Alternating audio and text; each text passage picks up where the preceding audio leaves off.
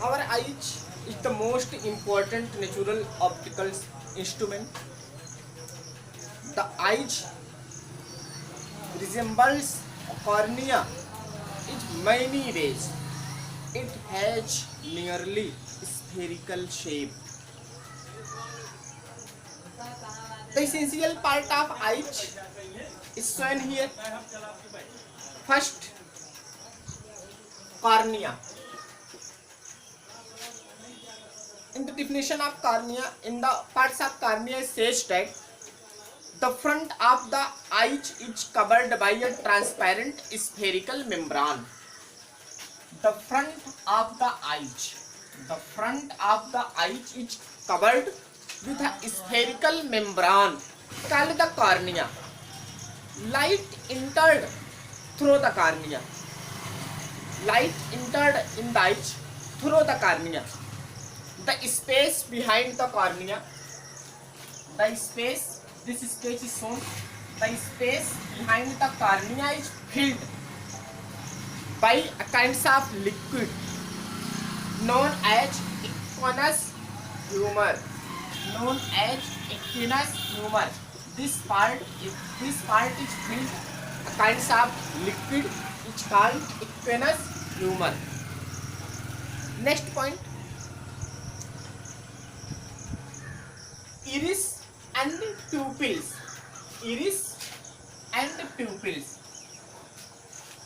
The iris and pupils form the variable aperture system of the eyes. Iris is the dark colored muscles diaphragm which has a small circular opening in its middle. Iris and pupils from the variable aperture system of the eyes. Iris is the dark colored muscles. Diaphragm which has a small circular opening in its middle. The central circular aperture of iris called pupils. The central parts of iris is called pupils. The iris regulates the amount of the light entering in his eye by adjusting the size of the pupils. If the entering light is very big quantities, then pupils will be small. The other hand, when the entering light is very small quantity, then pupils will be large shape. ये pupils की यही एक work होता है, इसकी एक specification होती है कि ये अंदर इंटर करने वाली लाइट की क्वांटिटी को, अंदर इंटर करने वाली लाइट की अमाउंट को ये मैनेज करती है. अगर maximum light amount of light inter कर रही है तो पीपल्स ऑटोमेटिक अपने को एडजस्ट करके बहुत स्मॉल सर्कुलर पाथ बना लेती है, ऑटोमेटिक अपनी शेप को बहुत छोटी कर लेती है ताकि इंटर करने वाले लाइट की मात्रा, लाइट की अमाउंट उतनी ही आइज में इंटर करे जितनी हमारी कैपेसिटी हो. और कभी कभी जब इंटर करने वाली लाइट बहुत कम हो जाती है तो तुरंत प्यूपिल्स खुद को ऐसे एडजस्ट कर लेती है, यानी अपनी शेप को बढ़ा लेती है ताकि पर्याप्त मात्रा में आइज को जो है लाइट मिल सके. यही रीजन है जब कभी बाहर से बहुत ज़्यादा लाइट से, जब धूप से अचानक घर में इंटर करते हैं तो घर में एक बार सब कुछ अंधेरा अंधेरा दिखता है.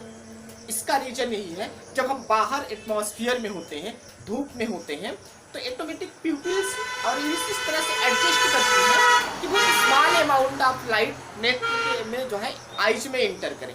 बट जब हम घर में आ जाते हैं तो घर में उतनी लाइट नहीं होती और जो भी लाइट पहले से बाहर की अपेक्षा कम होती है तो इसको इंटर करने के लिए छोटे पाथ मिलता है जिससे जल्दी वो इंटर नहीं कर पाती है. थोड़ी देर बाद जब एक कांस्टेंट मात्रा में, एक निश्चित मात्रा में लाइट इंटर कर जाती है तो उनको घर के अंदर की भी वस्तुएं दिखाई देने लगती हैं. Next point, eyes lens. The eyes lens is a convex lens made of a transparent jelly like proteinous material. The eye lens is hard at the middle and the gradually becomes soft toward the outer edge. It have a quality because it is made of proteinous jelly. Proteinous jelly और proteinaceous tissue से made होने के कारण इसकी एक quality होती है कि ये अपनी रेडियस ऑफ कर्वेचर को अपने रिक्वायरमेंट के अकॉर्डिंग चेंज कर लेती है. ये अपनी रिक्वायरमेंट के अकॉर्डिंग साइज को शॉर्ट करके ये मोटी भी हो सकती है और ये साइज को पतली करके लंबी भी हो सकती है. ये प्रोटीनियस टिश्यू के कारण बने होने के नाते, प्रोटीनियस जेली के कारण बने होने के नाते ये अपनी शेप को चेंज कर लेती है, पतली भी हो जाती है, मोटी भी कर लेती है.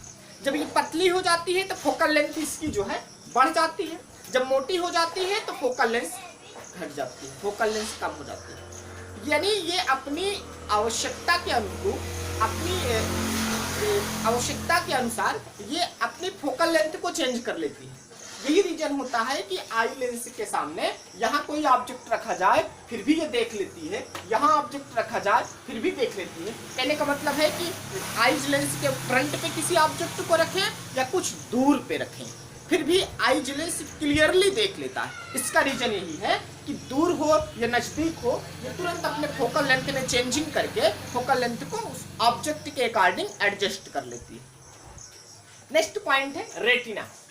रेटिना ये बिल्कुल ह्यूमन आइज के पीछे का एक मिडिल पार्ट होता है और इसी के ऊपर जो भी ऑब्जेक्ट फ्रंट पे रखा जाता है उस ऑब्जेक्ट का इमेज इसी रेटिना पे ही फॉर्म किया जाता है और ये इमेज एक्चुअली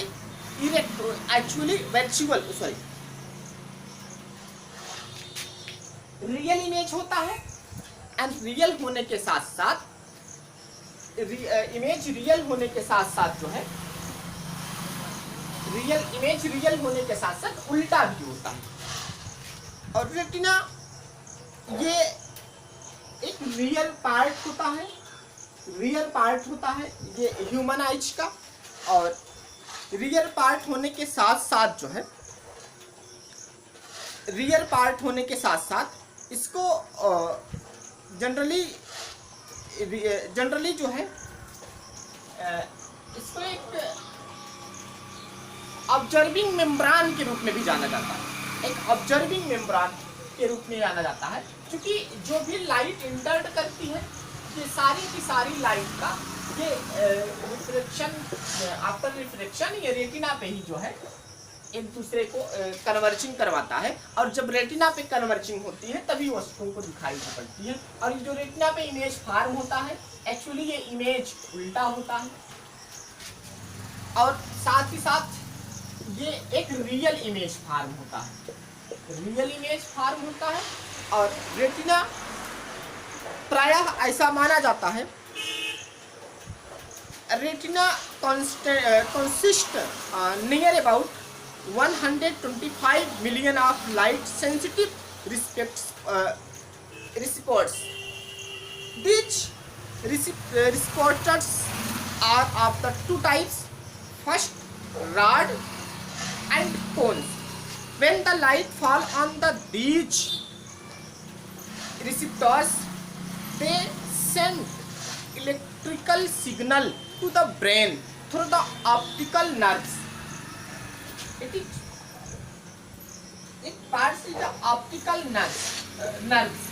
जब रेटिना पे इमेज फॉर्म होता है तो ये रेटिना एक्चुअली जो मेड होती है ये रेटिना जो मेड हुई है ये एक्चुअली ये रॉड्स से और कोन्स से बनी होती है. ये रॉड्स से और कोन्स से बनी होती है. तो ये दोनों मिल करके और नियर अबाउट 125 मिलियन होते हैं. तो ये मिल करके इसको जो भी इमेज फॉर्म होती है उसको इलेक्ट्रिसिटी के रूप में चेंज कर देते हैं. और इलेक्ट्रिसिटी के रूप में चेंज करके तुरंत ऑप्टिकल नर्व को दे देते हैं। ये ऑप्टिकल नर्व को दे देते हैं। अब ऑप्टिकल नर्व जो है, ये ऑप्टिकल नर्व ब्लाइंड स्पॉट से होते हुए, बीच में एक ब्लाइंड स्पॉट होता है। ब्लाइंड स्पॉट का काम ये भी होता है कि ये जो भी इलेक्ट्रिकल सिग्नल दे रहा है, सारे के सारे इलेक्ट्रिकल सिग्नल को ये ऑब्जर्व कर ले, इसलिए ब्लाइंड स्पॉट बोला जाता है। एक्चुअली ये ब्लैक कलर का होता है और ब्लैक कलर के होने के नाते इसकी एब्जॉर्बिंग पावर जो है काफ़ी ज़्यादा इंक्रीज हो जाती है, इसीलिए यहाँ से तुरंत ये एब्जॉर्ब करके ऑप्टिकल नर्व को दे देता है। और ऑप्टिकल नर्व जो है ब्रेन को जो है इंड्यूस कर देती है। नेक्स्ट पॉइंट है ब्लाइंड स्पॉट। ब्लाइंड स्पॉट के बारे में तो मैंने बता दिया। Thank you so much student. एक एक पार्ट की हेडिंग डाल करके आप हेडिंग डालिएगा। कॉर्निया के बारे में राइट करिए, पीपल्स एंड लेडीज हेडिंग डालिए, इसके बारे में राइट करिए, वीडियो पास करके डेफिनेशन नोट करिएगा। Thank you so much.